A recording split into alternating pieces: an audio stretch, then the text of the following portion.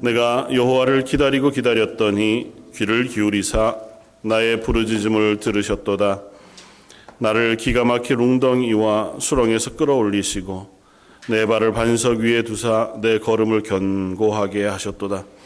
새 노래 곧 우리 하나님께 올릴 찬송을 내 입에 두셨으니 많은 사람이 보고 두려워하여 여호와를 의지하리로다. 아멘. 하나님, 우리의 삶이 하나님 은혜로 살아가고 있음을 고백합니다. 저희들은 자주 이 땅의 삶에 매몰되어 유혹에 빠지고 시험에 흔들리며 또 때로는 낙심하고 때로는 분노하며 살아가지만 그런 저희들을 불러주시고 은혜로 덮으셔서 위로하시고 격려하시며 하나님의 나라를 향하여 걷게 해주신 줄 믿습니다. 예배 가운데 나왔사오니 저희들의 마음을 하나님께로 향하게 하시고 부족하지만 저희들이 드리는 예배를 받아주시며 예배 가운데 임해 주셔서 하나님의 영광을 비추시고 하나님의 말씀을 들려 주옵소서. 이 예배를 통하여 홀로 영광 받으시기를 원하오며 오늘 말씀 예수님 이름으로 기도드립니다. 아멘. 전능하사 천지를 만드신 하나님 아버지를 내가 믿사오며 그 외아들 우리 주 예수 그리스도를 믿사오니 그는 성령으로 잉태하사 동정녀 마리아에게 나시고 본디오 빌라도에게 고난을 받으사 십자가에 못 박혀 죽으시고 장사한 지 사흘 만에 죽은 자 가운데서 다시 살아나시며 하늘에 오르사 전능하신 하나님 우편에 앉아 계시다가 저희로서 산 자와 죽은 자를 심판하러 오시리라. 성령을 믿사오며 거룩한 공회와 성도가 서로 교통하는 것과 죄를 사하여 주시는 것과 몸이 다시 사는 것과 영원히 사는 것을 믿사옵나이다. 아멘. 찬송가 85장을 함께 찬양하시겠습니다.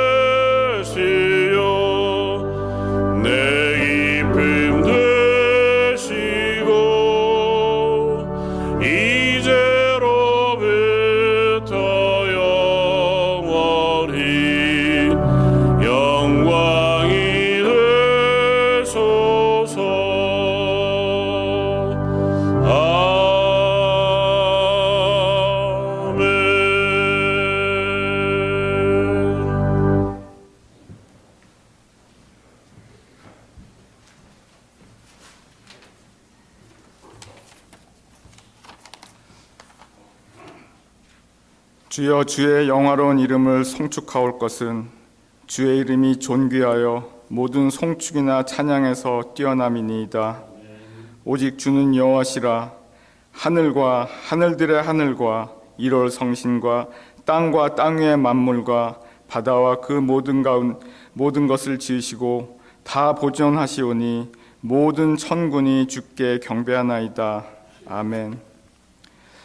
천지를 만드신 하나님 아버지, 감사를 드립니다. 천지를 만드신 창조주 하나님을 아버지라 부를 수 있게 은혜를 베풀어 주심을 감사드립니다. 저희가 무엇이간데 주님 앞에 세우셨나이까? 저희가 무엇이간데 저희의 예배를 받으시나이까? 저희가 무엇이간데 주님의 눈을 저희에게 두시나이까? 아무 볼품없는, 아니 보기 역겨울 저희를 주의 은혜의 옷으로 입히시고 사랑한다 말씀하여 주시니 주님의 넘치는 사랑과 은혜에 몸둘 바를 모르는 감사를 드릴 따름입니다. 감사합니다.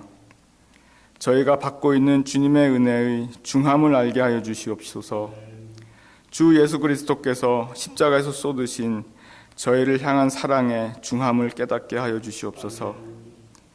영광과 찬양과 높임을 받으시기에 합당하신 주님, 이곳 예배당에서 모든 예배의 시간마다 주님만이 홀로 경배와 높임을 온전히 받으시옵기를 간절히 기도드립니다. 흐트러지기 쉬운 저희들의 마음이 온전히 주님을 향할 수 있도록 이끌어 주시옵시고, 주님을 사랑하는 마음을 부어주사 예배의 시간이 주님과의 사랑의 교제가 풍성한 시간 되도록 역사하여 주시옵소서. 같은 시간 드려지는 EM 청소년 예배와 주일학교 예배 가운데도 풍성한 은혜를 부어주사 저희들의 심령 속에도 주님의 사랑이 풍성히 깃들고 저들이 자라면서 더욱 주님을 사랑하고 주님의 말씀의 지식이 더욱 깊어가며 어려서부터 많은 좋은 열매들을 맺어가도록 은혜를 부어주시옵소서. 감사합니다. 우리 주 예수님의 몸된 교회의 함께 지체를 이루는 모든 형제자매 성도님들의 몸과 마음을 늘 지켜주시고 아픈 자 고쳐주시고 마음이 상한 자 위로하여 주시고 연약한 자 강건함을 허락하여 주시옵소서. 서로 돌아보아 사랑과 선행을 격려하며 건강한 교회로 성장할 수 있도록 이곳에 모인 성도님들 위해 은혜를 베풀어 주시옵소서. 말씀의 지식을 채워주시고 주님을 더 알아가도록 은혜 베풀어 주시고 믿음을 더하여 주시옵소서. 저희 모두가 이 땅에 속한 것보다는 하늘에 속한 좋은 것들을 바라게 하여 주시옵시고 주님의 자비로운 얼굴을 구하도록 은혜 내려 주시옵소서. 많은 것이 어려워지는 세상 상황 가운데서 여전히 주님께서 보내신 곳에서 수고하고 계시는 선교사님들에게 믿음을 더욱 부어주시고 필요한 것들을 넘치게 채워주시고 주님의 풍성한 위로가 늘 넘치고 기쁨 충만한 가운데 사역을 이어갈 수 있도록 은혜를 베풀어 주시옵소서. 주님의 나라가 저희들의 마음 속에, 저희들의 삶 속에, 이 땅 위에, 그리고 고국 대한민국 위에 임하옵시고 주님의 뜻이, 주님의 말씀이 온전히 이루어지기를 기도드립니다. 우리 주 예수님의 이름으로 기도드립니다. 아멘.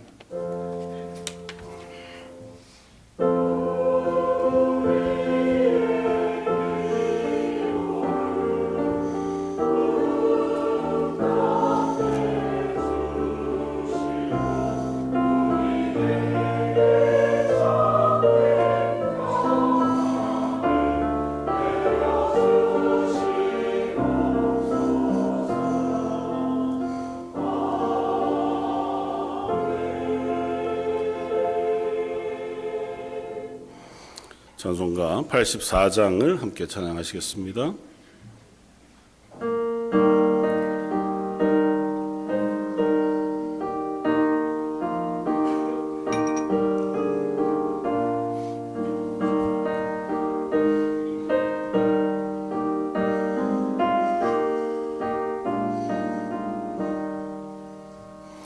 온 세상 캄캄하여서 참 빛이 없었더니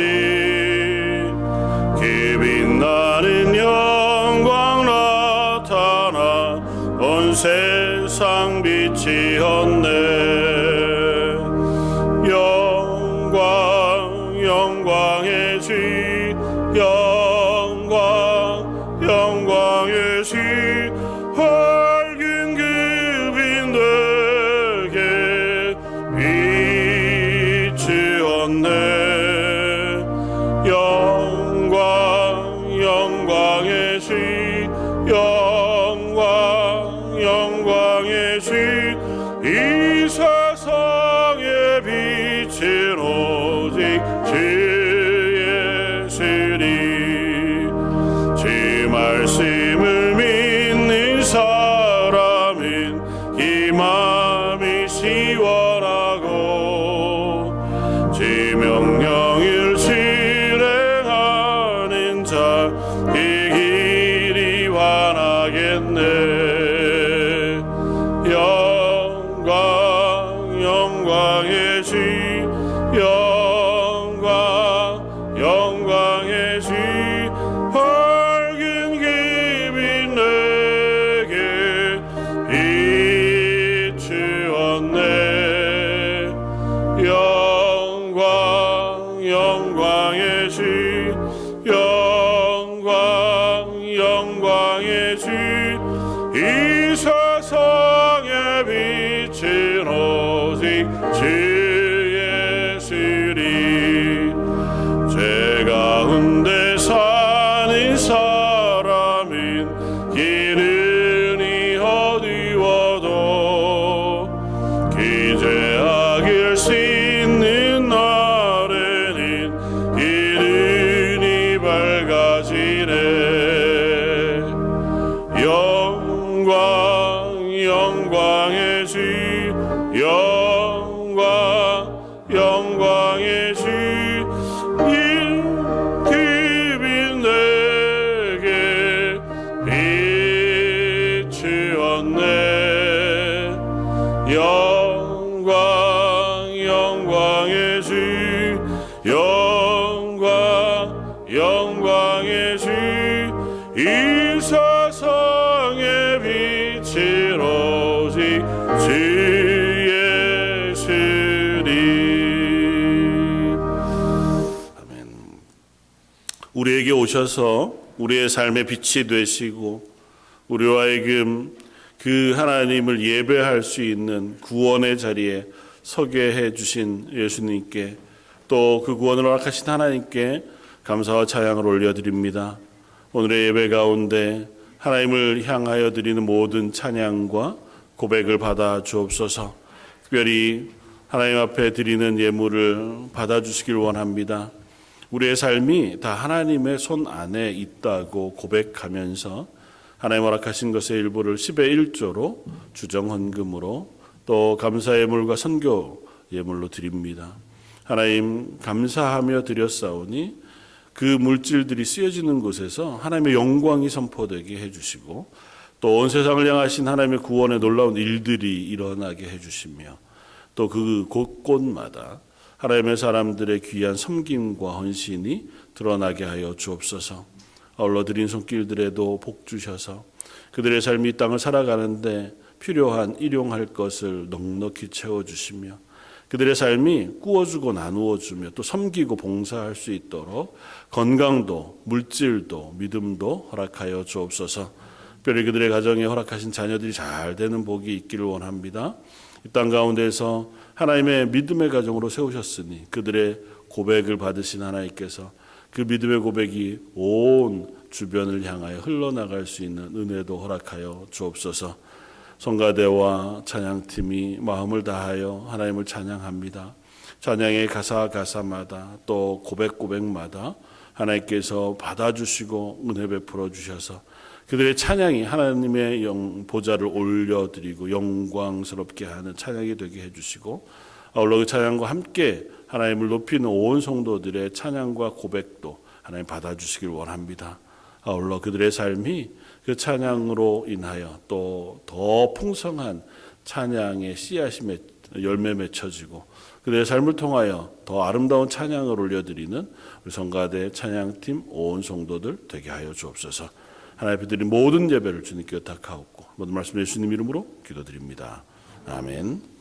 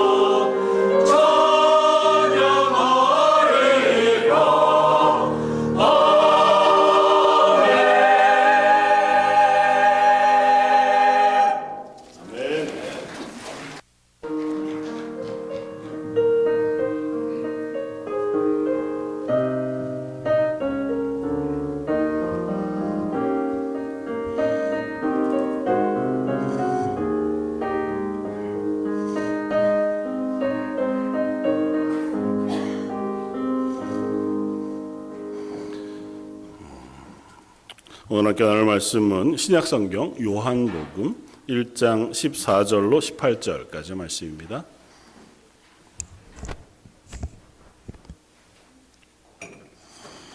신약성경 142쪽에 있는 말씀 요한복음 1장 14절로 18절까지 말씀입니다.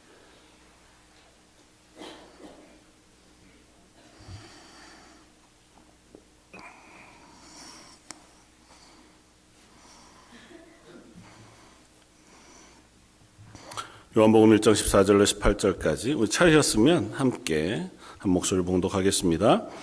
말씀이 육신이 되어 우리 가운데 거하심에 우리가 그의 영광을 보니 아버지의 독생자의 영광이요 연애가 진리가 충만하더라. 요한이 그에 대하여 증언하여 외쳐 이르되 내가 전에 말하기를 내 뒤에 오시는 이가 나보다 앞선 것은 나보다 먼저 계심이라 한 것이 이 사람을 가리킴이라 하니라. 우리가 다 그의 충만한 데서 받으니 은혜 위에 은혜로라. 율법은 모세로 말미암아 주어진 것이요 은혜와 진리는 예수 그리스도로 말미암아 온 것이니라.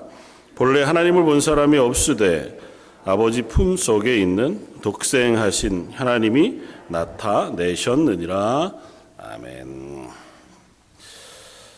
오늘 12월 첫째 주일입니다. 그래서 오늘 매년 성탄 때가 가까워오면 우리가 성탄 찬양을 부르게 되고 그러다 보니까 주로 성탄절 즈음해서만 성탄에 대한 우리가 말씀도 또 찬양도 나누게 되는 것 같아서 오늘 12월 한 달 동안 우리가 예수님이 이 땅에 오신 그 성탄의 의미에 대해서 조금은 더 깊이 묵상하면 좋겠다 생각이 되어지고, 또 그 말씀에 대하여 또 우리에게 허락하신 그 성탄의 놀라운 은혜에 대해서 이번 한 달 함께 깊이 누리고 또 고백하는 시간이 되었으면 좋겠다 이렇게 생각이 되었습니다. 요즘 그 영화나 드라마나 혹은 또 다른 매체들을 보면 우리가 할 수 없는 것들, 또 기대하는 것들에 대한 이 상상을 이렇게 드라마로 만들어내는 경우가 많은데, 최근에는 시간 여행하는 것에 대한 것들이 꽤 많은 것 같아요. 그래서 물론 막 왔다 갔다 하는 막 정신없는 것들도 있긴 있지만, 어디로 가서 또 거기에서부터 삶을 새로 시작하거나 혹은 그곳에서 뭔 사건에 대해서 뭔가를 바꿔보고 싶어 하거나 하는 이야기들을 하는데, 여러분들이 만약 어느 시점으로 갈 수 있다면 여러분도 어느 시점으로 가보고 싶으십니까? 인생의 어떤 지점? 저는 곰곰이 생각해 보니까 둘 중에 하나일 것 같아요. 예수님이 태어나시던 때 그 자리거나 예수님 십자가에 달리시던 때 그 자리거나, 거기 감당은 안 될 것 같은데 그 자리에 있어 보면 참 좋겠다. 제가 이스라엘을 갔을 때에 그 겟세몬의 동산을 여전히 보관하고 있는데, 그 올리브 정원이거든요. 그 감람나무도 쭉 있는, 그리고 올리브 나무도 쭉 있는 정원에 그 예수님이 기도하셨다고 하는 정확히는 잘 모르겠지만 바위가 있고 그 터가 있고, 거기 기념해서 교회를 지어놨는데 가보니까 그 가이드 하시는 목사님이 거기에 있는 나무가 꽤 오래 되었다는 거예요. 그래서 수령이 2000년이 넘는데요. 그러면 예수님 기도하는 걸 쟤는 받겠다. 되게 부럽더라고요. 거기에 있는 나무가. 여러분들은 어디로 가고 싶으십니까? 생각해 보면 사실은 우리의 인생에 되게 중요한 순간, 혹은 고치고 싶은 순간, 가보고 싶은 순간들이 있겠지만, 인류의 역사를 생각해 보면 예수님이 이 땅에 오신 것만큼 놀라운 사건이나 시점이 있을 수 있겠나 하는 생각이 듭니다. 그냥 우리는 성탄절, 메리 크리스마스라는 인사와, 또 요즘은 이제 카드도 잘 안 쓰니까 카톡에다가 이렇게 보내는 인사로 주로 크리스마스를 대하게 됐고, 크리스마스가 되면 이제 어떤 선물을 내가 받을 것인가, 내가 누군가에게 무슨 선물을 줘야 할 것인가가 더 이제 관심이 있고, 거기에 조금 물론 믿음의 고백을 담아서도 나누긴 하지만, 생각을 조금만 우리가 깊이 묵상해 보면 예수님이 이 땅에 오셨다고 하는 사건 자체가 정말 놀라운 사건이라는 사실을 우리가 깨닫습니다. 믿음의 사람들에게는 익숙한 일이고, 그렇지 않은 이들에게는 믿을 수 없는 일이죠. 그래서 어느 누구도 예수님이 하나님의 아들이시다는 사실과 그분이 우리를 위하여 이 땅에 오셨다는 사실을 믿기가 쉽지 않습니다. 불가능한 일이니까요. 불가능을 넘어서 논리적으로도 상식적으로도 이성적으로도 과학적으로도 설명될 수 없는 사건이 분명하니까요. 오늘 이 본문을 쓰고 있는 사도 요한은 이 사건을 한마디로 1장에서 장엄하게 설명합니다. 다른 복음서와 다르게, 다른 복음서는 그때 있었던 일들을 사건 이야기 중심으로 기록하고 있다면, 사도 요한은 조금은 철학적인 언어와 또 신앙의 고백을 담아서 예수님의 탄생에 대한 이야기를 요한복음 1장에 쓰고 있습니다.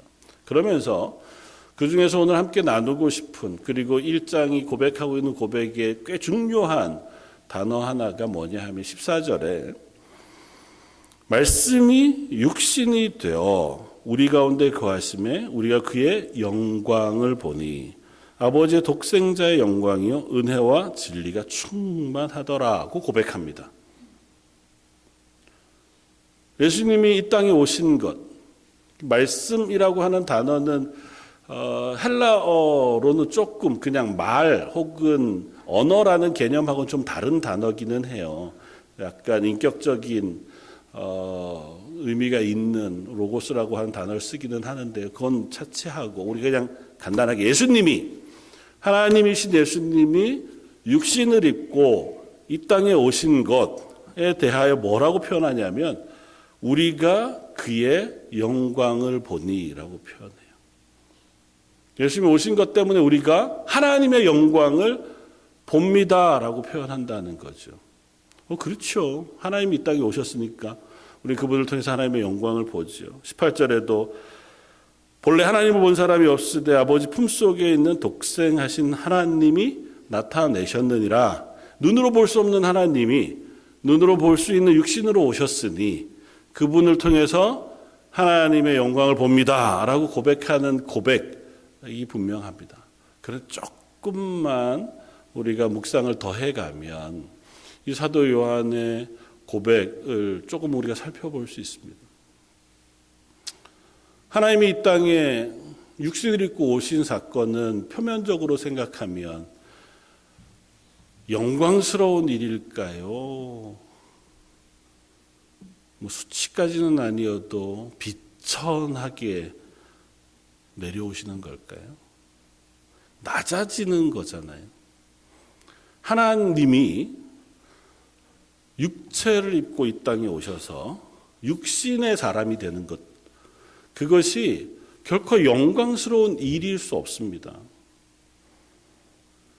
온 세상을 창조하시고 온 우주를 창조하시고 시간과 공간의 지배를 받지 않으시는 하나님, 우리가 그걸 믿든지 믿지 않든지 이해하든지 그렇지 않든지에 상관없이 그 하나님이 육체를 입으셨다고 하는 건 공간과 시간의 제약을 받으시는 몸이 되셨다는 거고, 심지어 그 몸이 어린 아이의 모습으로 어머니의 태 속에서의 시간을 보내신 후에 오셔서 십자가에 달리시기까지 30몇 년간의 육체의 삶을 사셨다는 것은 그 육체에 가지고 있는 한계를 그대로 고스란히 당신이 감당하면서 사셨다는 것이니까, 조금 심하게 표현하면 형벌을 받아 그 몸의 모든 능력과 권위를 빼앗긴 채로 쇠사슬에 묶여 감옥에 갇혀 있는 왕의 모습으로 이해할 수 있습니다. 예수님은 전능하신 하나님이시잖아요. 물론 육체로 계실 때에도 기적을 행하실 수 있는 하나님이셨습니다. 그런데 성경은 종종 예수님이 배고프셔 하시는 모습을 우리에게 보여줘요. 끼니 때가 되면 식사를 하셔야 된다고요. 또 육체가 너무 피곤한 경험들을 하세요. 말씀을 가르치시고, 야, 사람이 너무 많으니 우리 저쪽으로 가자. 배를 타고 갈릴리 바다를 건너시는 동안 어떻게 하셨어요? 배 밑창에 들어가셔서 주무셨습니다. 그 시간이라도 주무셔야 몸이 회복되시는 거예요. 어느 정도로? 막 풍랑이 일어서 배가 막 흔들흔들하고 뒤집히는데도 아랑곳하지 않고 주무실 만큼 피곤하셨어요. 가끔은 당신의 처지에 대하여도 제자들에게 말씀하십니다.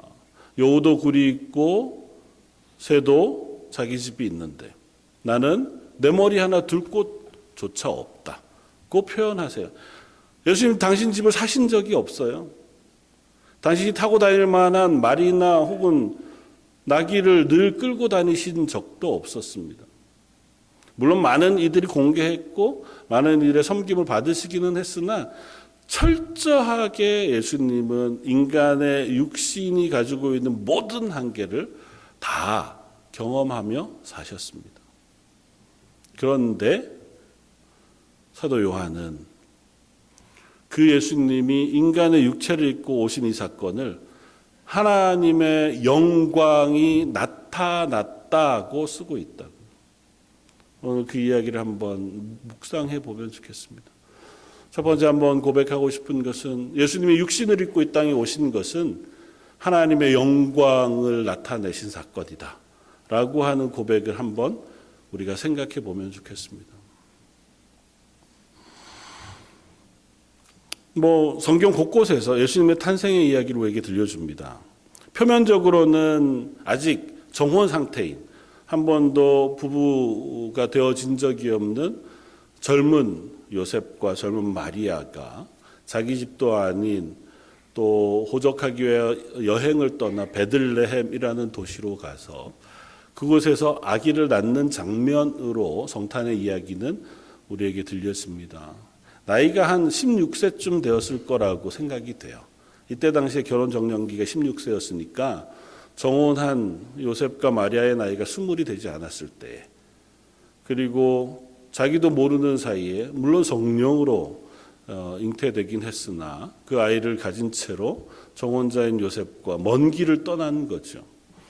그곳에서 아기를 낳습니다. 어느 누구도 그 아이를 반겨주거나 환영하지 않을 때에 누가복음 2장은 그 일을 그 주변에 있는 목자들에게 하나님이 알리셨다고 씁니다. 그러면서 어떻게 쓰고 있냐면 주의 영광이 그 목자들에게 두루 비추었다고 표현해요. 어떤 식으로 천사들이 나타났는지는 잘 모르겠습니다.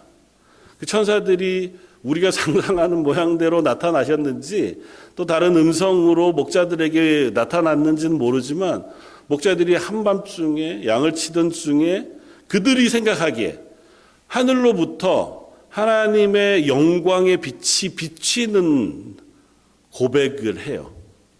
그리고 그 속에서 천사들이 이야기하는 음성을 듣습니다. 뭐라고 천사들이 거기에서 이야기합니까? 지극히 높은 곳에서는 하나님께 영광이요, 땅에서는 기뻐하심을 입은 사람들 중에 평화로다. 천사들의 소리를 그들이 기억합니다. 들었는데 이 영광 중에 비춰진 빛 가운데 야, 지금 저 베들레헴 마굿간에 탄생한 어린아이가 있다. 그 아이를 가서 경배하도록 하면서 이것이 지극히 높으신 하나님께 영광이 되는 사건이다. 그리고 너희들에게도 기쁨이 되고 너희들에게 평화가 되는 일이라고 선포하고 있다는 거죠. 그러니까 하나님이 이 일 자체를 하나님의 영광의 사건으로 말씀하고 계세요. 어떤 사건이요? 하나님이 어린 갓난아기의 모습으로 마국간에 태어나 눕혀지는 이 사건을, 다시 말하면 하나님이 인간의 육신을 입고 이 땅에 오신 사건을 하나님의 영광이라고 선언하고 있다는 거죠. 다른 성경에서도 똑같이 그렇게 말씀합니다. 오늘 요한복음에서는 이 하나님의 태어나심과 탄생, 성육신에 대하여 14절이 말씀이 육신이 되어 우리 가운데 거하심에 우리가 그의 영광을 보니, 그 영광은 뭐냐 하면 아버지의 독생자의 영광이요 은혜와 진리가 충만하더라. 그 예수님이 육신을 입으신 그 안에 보니까 하나님의 영광이고, 그 하나님의 영광은 하나님의 은혜와 하나님의 진리가 그 안에 충만한 것이더라고 써요. 다시 말하면 예수님이 이 땅에 오신 그 사건, 그 육신을 입은 그 사건이 하나님의 은혜가 우리에게 비춰진 사건이고 하나님의 진리가 우리 가운데 드러난 사건이라고 사도 요한은 고백하고 있다고요. 예수님이 오신 것, 그 어린 아기의 육체로 오신 것을 하나님의 영광을 내가 보았다. 하나님이 약속하신 진리의 약속을 내가 눈으로 보았다. 그 고백한 사람은 많지 않습니다.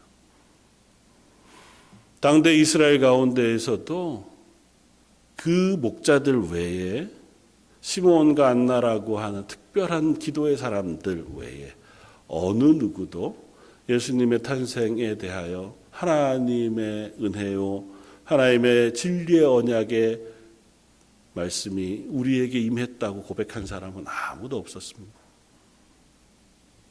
우리에게도 마찬가지일 거예요. 성탄절이 매년 다가와도 저 여러분들이 이 예수님의 이 땅에 오심이 우리를 향하신 하나님의 은혜의 사건이고 하나님의 영광이 내게 비춰진 사건이라고 고백할 수 있는 것은 우리의 믿음이 눈을 열어 이 사건을 볼 수 있을 때에 비로소 고백할 수 있는 고백이지, 그냥 누구라도 이건 하나님의 영광이야, 하나님의 은혜야 라고 말할 수 있는 사건일 수는 없다는 겁니다. 왜냐하면 영광을 받는다는 건 보통은 어떤 걸까요? 누군가로부터 높임을 받는 거잖아요. 빛나는 겁니다. 빛나는 것은 대부분은 성공하거나 권위가 있거나 다른 사람 위에 군림할 때에 그것이 보통은 영광을 받는 자리에 서게 돼요. 그래서 우리가 하나님의 영광이라고 하는 것에 대하여 묵상하고 생각할 때에도 크신 하나님, 전능하신 하나님, 그리고 온 세상의 주권자이신 하나님, 그 하나님의 영광에 대해서 우리가 이야기할 때가 많습니다. 근데 오늘 사도 요한은 역설적인 얘기를 해요. 그 하나님의 영광을 우리가 아무도 본 사람이 없어요. 상상은 하죠. 천지를 창조하신 하나님, 무소부재하신, 전지전능하신, 우리가 고백도 하고 그 하나님에 대해서 상상도 하지만, 그러나 그 하나님이 그 하나님의 영광을 우리 눈에 보이신 사건은 다른 게 아니라 하나님의 아들이신 예수님이 이 땅에 인간의 육체를 입고 오셨던 그때의 그 모습이라고 선언하고 있다는 겁니다. 아무도 발견하지 못했습니다. 어느 누구도 예수님에게 찬사를 올려드리거나 그 앞에가 경배하지 않았습니다. 몇몇 사람들, 이 목자들과 동방에서 온 박사들, 그리고 시몬과 안나 외에 어느 누구도 그 예수님을 향하여 경배하거나 가 인사하거나 환호하거나 기뻐하지 않았음에도 불구하고 그 예수님이 우리를 위하여 육체를 입으신 사건을 사도 요한은 하나님의 영광의 사건이라고 고백합니다. 사도 요한이 요한복음을 쓴 때에는 아마 AD로 따지면 96년에 그가 반모섬에 유배를 갔다고 성경 역사는 기록하고 있으니까요. 그러니까 그 바로 전이었을 거예요. 그러면 예수님이 십자가에 달려 죽으시고 부활승천하신 지 60여 년 정도쯤이 지난 때, 그러니까 사도 요한이 평생을 신앙 고백을 하고 목양하고 말씀을 증거하며 묵상하던 요한이 노년에 예수님의 탄생에 대하여 그때 당시에 막 창궐하고 있던 이단들, 야 어떻게 하나님이 인간이 될 수 있어, 그냥 하나님이 인간인 척 하시는 거야. 또 다른 사람은 아니야, 그게 어떻게 하나님이겠어, 사람 중에 하나님이 선지자로 멋지게 쓴 사람이지, 뭐 이런 이야기들이 막 교회 안에 일어나고 있을 때에 아니다, 예수님은 하나님이셨고 그 하나님의 아들이 인간의 육체를 입고 이 땅에 오신 것이 하나님의 영광을 드러내신 사건이라고 고백하며 쓴 성경이 요한복음이에요. 그래서 사도 요한은 이야기의 형태로 쓰지 않습니다. 대부분 신앙의 고백을 담아서 요한복음을 써요. 그 사도 요한이 예수님의 탄생을 하나님의 영광이 나에게 비추어진 사건입니다라고 고백한다는 거예요. 두 번째, 한 걸음 더 나아 생각해 본다면 탄생만이 아니라 예수님의 생애와 십자가 역시 하나님의 영광을 비추어낸 사건으로 연결되어져서 우리가 이해해 볼 수 있습니다. 예수님 나셔서 십자가에 달려 죽으실 때까지 대략 짐작하기는 3, 4년 정도의 삶을 이 땅에서 사셨습니다. 당대 결혼 정년기가 보통 16세쯤 되었으니까 예수님은 결혼도 하지 않으시고 어머니 아버지의 집에서 아버지가 가지고 있던 가업인 목수지만 아마 그때는 석공의 일을 훨씬 더 많이 했을 거친 일들을 30 될 때까지 같이 일하셨습니다. 하나님의 아들이 육체를 입고 오실 수 있죠. 아니 100번 양보해서 하나님 우리의 구원을 위하여 이만큼 하셨습니다, 그러실 수 있어요. 왕이 무엇인가 백성들의 삶을 살피기 위해서 암행할 수 있잖아요. 그냥 평민 체험할 수 있잖아요. 가서 국밥도 먹어보고 뭐 서민들이 하는 일도 하루 같이 해보면서 이렇게 사는구나, 그럴 수 있죠. 하나님이 인간의 육체를 입고 오셔서 우리의 연약함을 한번 아실 수 있죠. 근데 그렇게만 하신 게 아니라 나셔서 어쩌면 인생을 살아가는 모든 삶의 시간을 같이 사셨다. 30년이 넘는 동안 예수님은 인간으로 사셨습니다. 배고프셨고 어쩌면 사람들이 놀리는 놀림을 받았을지 모릅니다. 왕따가 되셨는지 모르겠지만 독특하셨을 거 아니에요. 거짓말도 안 하고 싸움도 안 하고 누굴 미워도 안 하고 이러셨을 것 아닙니까? 때 되면 잠을 자야 했고 노동해야 했습니다. 노동 중에서도 목수와 석공으로 아마 10여 년이 넘는 시간들을 사셨을 터이니 육체적으로 대단히 그렇게 고급지지 않은 노동의 삶을 사셨습니다. 하나님이요. 그냥 육체를 입고 오신 것만이 아니라 그 모든 삶에 기꺼이 순종하셨다고요. 그 기간 동안에 어느 누구도 예수님을 찾지 않습니다. 성경의 복음서도 그 기간에 예수님의 이야기는 아주 짧은 에피소드 하나, 두 개 외에는 전혀 알려주지 않아요. 그 기간 동안 완전하게 예수님은 그냥 아무개였습니다. 나사렛이라는 동네가 그렇게 부자 동네가 아니었어요. 허름한 동네였습니다. 가난한 사람들이 모여 사는 곳에서 살아가는 어떤 한 사람에 불과한 채로 30년을 사셨습니다. 하나님의 아들이 하나님의 구원의 놀라운 은혜의 영광으로 이 땅에 오셔서 우리의 구원을 위하여 그 길을 걸어가시는데 하나님이시니까 라고 우리가 생각할 수 있지만 그 30년을 그냥 아무런 반응 없이 완전한 인간으로 사셨다. 왜요? 그렇게 하심으로 그 기간 동안에 하나님의 뜻에 완전히 순종하지 못하는 우리를 대신하시기 위하여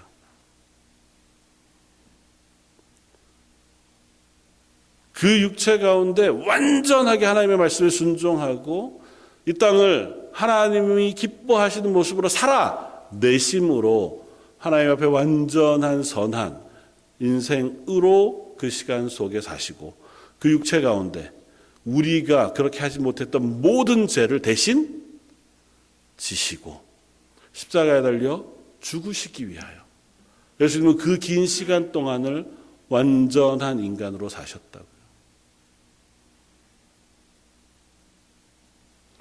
그것이 하나님 참 너무 감사합니다 이긴 하지만 그 시간을 우리는 이렇게 고백할 수 있습니다. 하나님으로부터 인간이 멀어져 간 거리만큼을 예수님께서 멀리서 찾아오신 시간이라고 고백할 수 있습니다. 맨 처음 하나님께서 사람을 만드셨을 때에 아담과 하와는 하나님께 교제할 수 있는 사람이었습니다. 에덴 동산에서 하나님과 대화도 하고 이야기도 하고 또 하나님이 일을 맡기시면 그 일을 담당하고 감당할 수 있는 실력과 능력도 있었어요. 세상의 모든 동물 이름을 아담이 다 지었다잖아요. 그랬는데 그가 하나님을 배신하고 죄를 범하여 하나님으로부터 멀어지기 시작하면서 그가 하나님으로부터 멀어졌고 떨어졌고 그게 이렇게 가겠어요? 하나님으로부터 떨어져 내려가는 거죠. 그 아들은 동생을 죽이는 살인, 그의 자녀들 중에 라멕이라는 사람은 자기의 실력과 힘을 온 세상에 다 과시하게 얼마든지 사람을 죽일 수 있는 수준까지, 그리고 결국은 노아의 홍수, 바벨탑 사건까지 거치면서 인간은 끊임없이 하나님으로부터 멀어져 갔습니다. 지금 저와 여러분들까지 오는 그 모든 과정은 하나님을 향해서 가는 과정이었다기보다 하나님으로부터 멀어진 과정을 우리가 살아왔는데, 그런 우리를 향해서 하나님이 직접 그 높은 자리에서 내려오셔서 그 계단을 계속하여 내려와 우리가 있는 제일 밑바닥까지 찾아오신 사건이 바로 성육신의 사건이고, 그 자리에서 우리가 하지 못했던 모든 순종의 삶을 그 몸으로 다 살아내신 사건이 그의 생애이며 그 십자가는 그 모든 생애 속에 우리가 순종하지 못한 죄를 다 지시고 우리를 다시 하나님이 계신 곳까지 올리시기 위한 구속 대속의 사역이었다고 성경은 씁니다. 그리고 그 성경은 그 일을 하나님의 영광이 드러난 사건이라고 끊임없이 표현하고 있다는 것입니다. 요한복음 12장 23절에 예수님이 십자가에 달리시기 전에 이제 때가 되었다고 표현하시면서 인자가 영광을 얻을 때가 왔도다고 표현해요. 예수님 십자가에 달려 죽으시는 사건을 예수님 스스로 뭐라고 표현하냐면 내가 이제 영광을 받을 때가 됐다라고 표현하세요.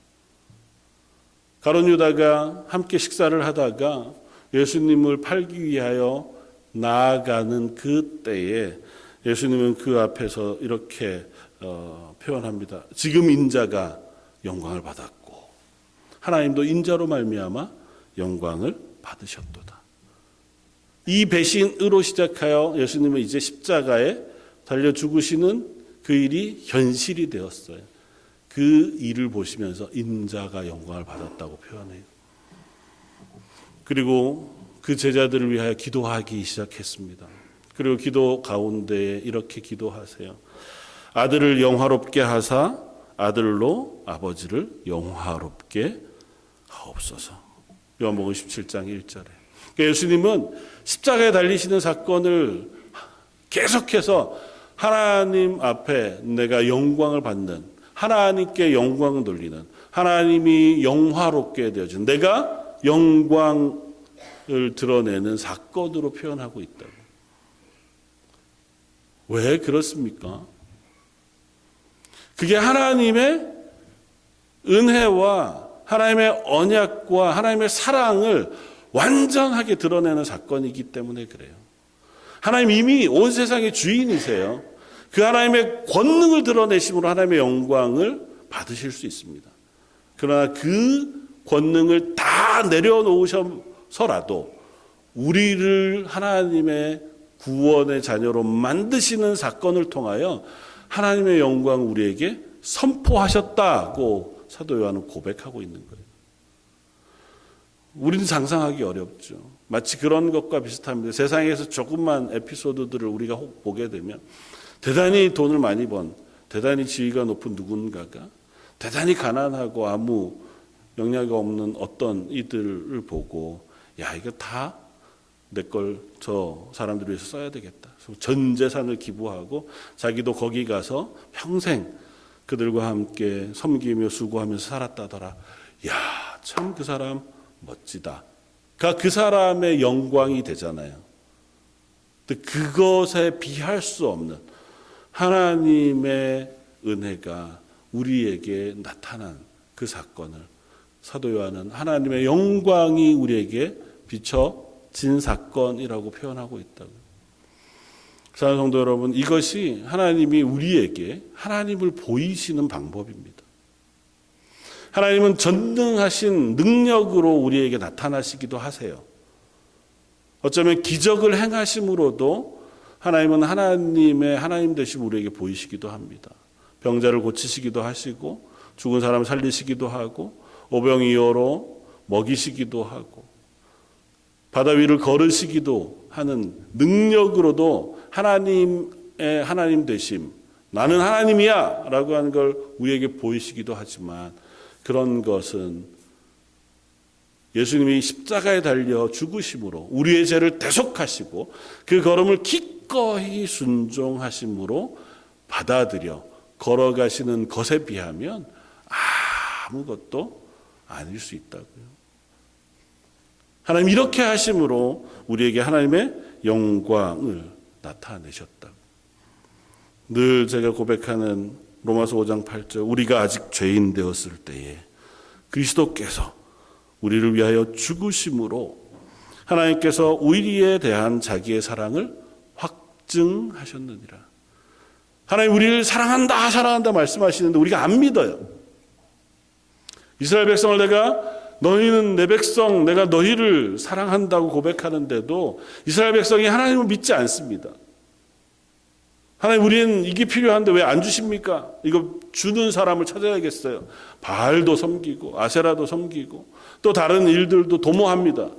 하나님이 사랑이 난 부족합니다. 하나님 저 사랑하신다면서 왜 안 보여주시는 겁니까? 라고 하나님의 사랑을 온전히 믿지 못한 인간들에게 완전히 그 하나님 없이 살아가는 우리를 향해서 예수 그리스도를 이 땅에 보내시고 우리를 대신하여 그분을 십자가에 달려 죽게 하시므로 우리는 기대하지도 원하지도 또 그것들을 소망하지도 않았는데 우리의 죄를 그분에게 전가해 십자가에 달려 죽게 하심으로 봐, 내가 너희를 이렇게 사랑해 라고 하나님의 사랑을 우리에게 확증해 보이셨다고 사도 바울은 고백한다고요.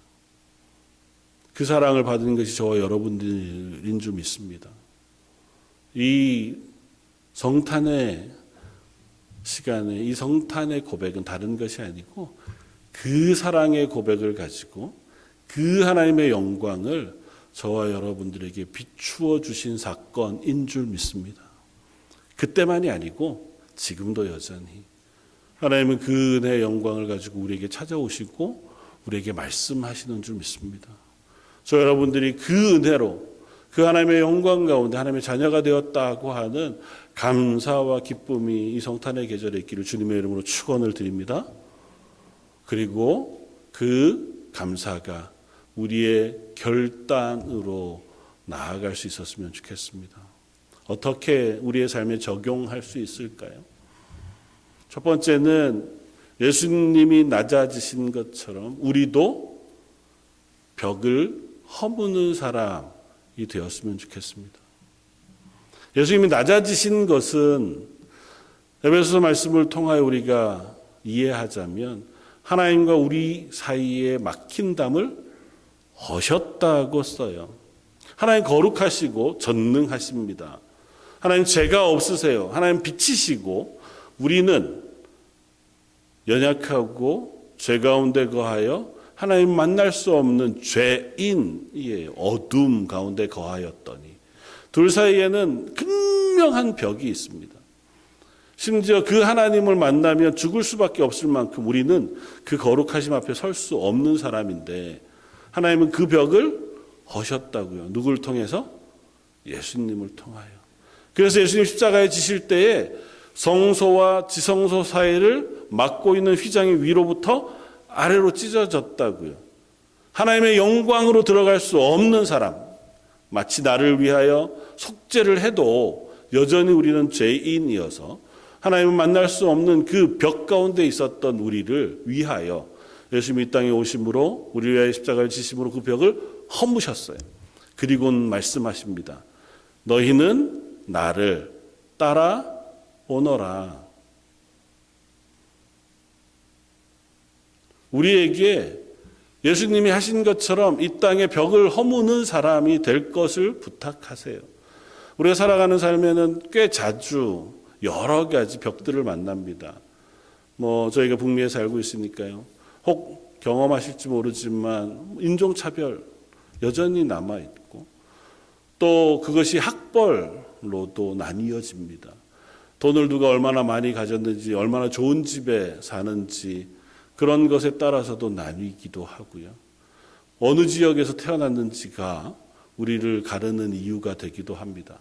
성격이 다르기 때문에 사이에 벽이 생기기도 해요. 남자와 여자기 때문에도 서로 싸웁니다. 요즘은 심지어 MBTI가 어떠냐에 따라서 서로가 잘 안 맞아 쟤하고는 그럴 수도 있죠. 그냥 같이는 지내긴 하지만 와 말이 이렇게 안 통하는 사람이 있나 싶은 사람들도 없지는 않아요. 어떤 이유에서건 그것이 우리와 서로 사이에 벽이 되었습니다. 우리가 예수 그리스도를 통하여 구원 얻은 하나님의 자녀라면 할 수 있다면 그 벽들을 조금씩 헐어갈 수 있는 저 여러분들이었으면 좋겠습니다. 쉽지 않죠. 그럼에도 불구하고 그 벽들을 허물어갈 수 있으면 좋겠습니다. 조금은 용납해주고 이해해주려고 노력하고 조금은 참아주고 조금은 가까이 다가가 줄 수 있는 저와 여러분들이었으면 좋겠습니다.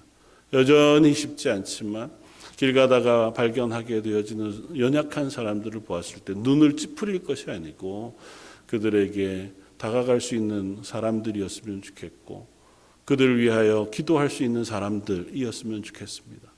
특별히 우리가 한 교회 되어진 성도들 서로를 향해서라면 조금 더 우리가 서로를 향하여 마음을 쓰고 서로에게 또 기도하고 또 서로의 다르고 연약한 부분들을 조금은 참아내요. 그렇게 함께 하나님의 교회로 자라갈 수 있는 저와 여러분들이 되었으면 좋겠습니다.